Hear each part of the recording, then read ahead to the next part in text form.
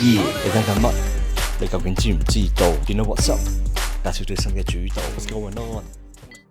Yo, what's up? Welcome to a new episode of You Know What's Up. Now, unless you've been living under a rock for the last couple of weeks or months, CLIPSE's new album, Let God Sort Em Out, will be launching tomorrow. Hong Kong time, US time, I don't know, whatever. Now, what I want to talk about today isn't about how glorious the album is, because we haven't really heard the whole thing yet.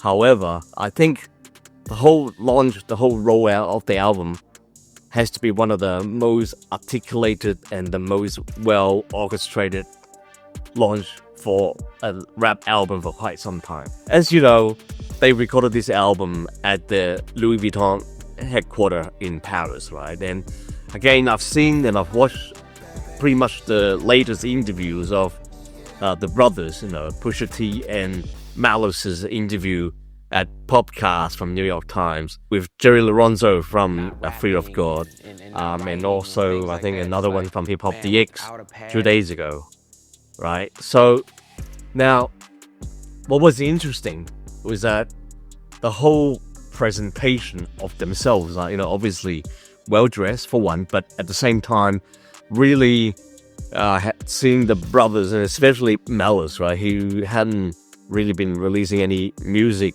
for more than a decade and a half, let's say 15, 16 years now, as the unit of CLIPSE. And obviously, Pusha T being the younger brother, whom we were lucky to have actually seen him perform in Tokyo a year and a half ago. It's just the mannerism and the way they talk. It's making me, like right now, I'm talking in a very clear and projected manner, right? I mean, not that I really talk like crap all the time, but it's just when you listen, I mean, some of the interviews actually went on for about an hour and a bit, right? But I watched the whole thing, literally, right? And then it was like, when Pusha starts talking about some of the beefs or some of the relationship between himself and others, which I'll talk about in a minute, and then you've got the big brother Malice behind the scene, keep everything in check throughout the interview. It was very obvious, but at the same time, pure brotherly love. Now, let's talk about the hype a little bit. Obviously, when they were rolling out the initial phase, they had the track So Be It.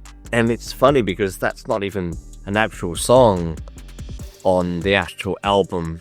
Well, actually, on the album, it's going to be called So Be It Part 2. So again, they've kind of flipped the marketing narrative around a little bit by releasing a song as part 1 that is not going to be in the actual album.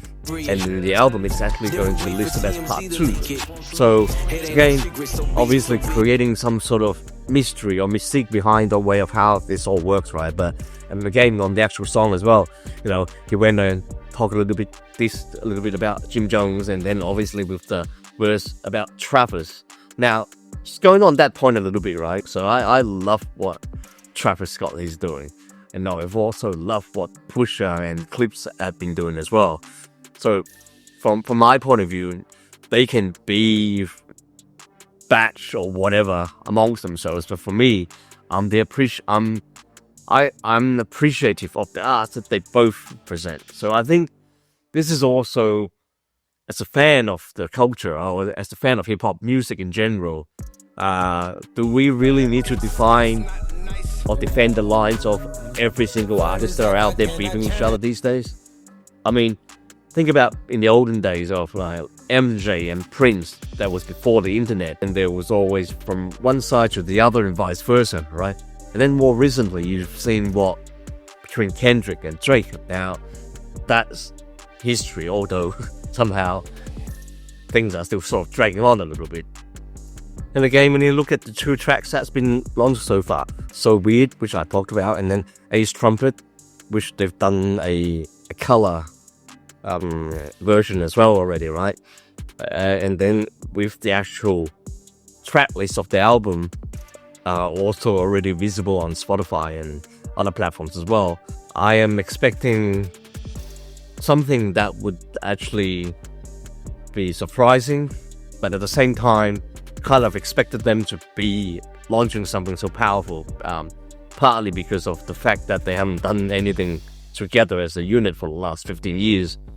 But secondly, from what we've heard so far, Malice's verse and the way of how he's delivering those verses have been inaccurate, I would say. We talked about how we've got mumble rap, we've got trap, we've got drill, we've got all these other subgenre of rap music over the last decade and a half, right? And then you've got these guys, CLIPSE, who are bringing back lyricism and also delivering clarity in the music, in the verse and the rap. And also the other day I saw that Arrested Development launched a new album as well. I mean, obviously they're the OGs, right? But what's it called? It's called Adult Contemporary Hip Hop. That's the album's name, right? So you almost feel that there is a strong comeback of lyrical rap again. I don't know, I suppose people want to hear the stories again, and I think it's good. We haven't had many for a while. There's 13 tracks. They've got Nas, they've got Tyler the Creator, obviously they've got Kendrick, and then who else do they have? Pharrell, obviously. Again, with P behind it, which we're gonna expect some quality coming out of his work, right? Let them sort it out. Let them deliver whatever that they wanted to tell the world.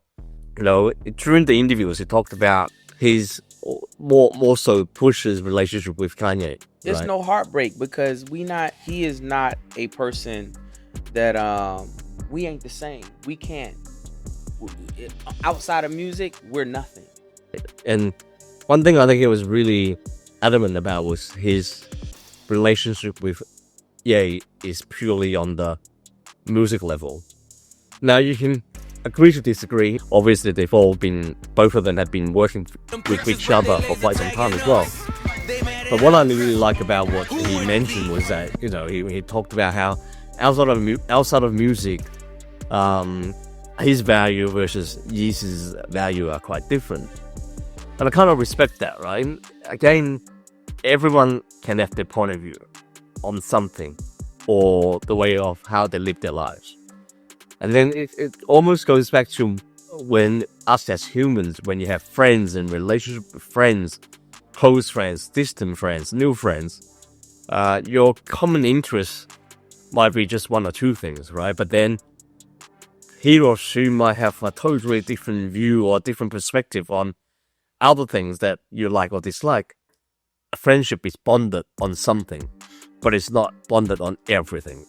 And I think from the music and from a business perspective, I'll respect that, right? Because unless you're cloning one person to another and in agreeing with everything that the other person does, you're never going to have the same philosophy or the same idea or the same ways of living your life. I think more importantly, how do we make that into better communicating with each other? So with this almost flawless promotion delivery so far, it means that I can't wait until the album drops tonight. This one's gonna be a good one. 2025, we've had quite a number of drops already, and so far, nothing had been truly impressed by me. So I'm banking on this one to be something really special. So until the next episode, see ya, 再見，拜拜。